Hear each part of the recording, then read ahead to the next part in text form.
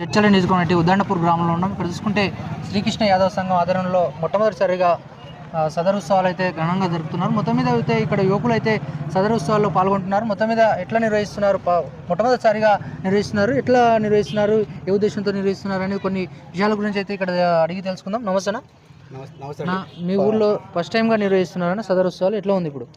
First of all ఎందుకంటే మీ అందరూ media వాళ్ళు మమ్మల్ని రికగ్నైజ్ చేసి మేము చేసుకున్న చిన్న ప్రోగ్రామ్ అయినా సరే మమ్మల్ని రికగ్నైజ్ చేసి మీ అందరికి రావడానికి మేము నిజంగా చాలా సంతోషపడుతున్నాము.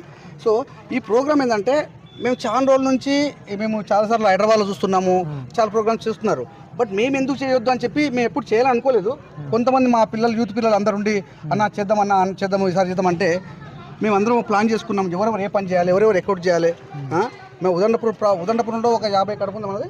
50 నుంచి 100 మంది ఉంటాము. ఆ 100 మంది మేము అందరం ఐకమత్యంగా మాలో యూనిట్ తీసుకొచ్చేసి ఇంతకుముందు ఏవైతే ఉన్నాయో అవన్నీ కాకుండా యూనిట్ తీసుకొచ్చి ఈరోజు మా మెయిన్ దీనికి కారణం ఎవరంటే మా యూత్ పిల్లలు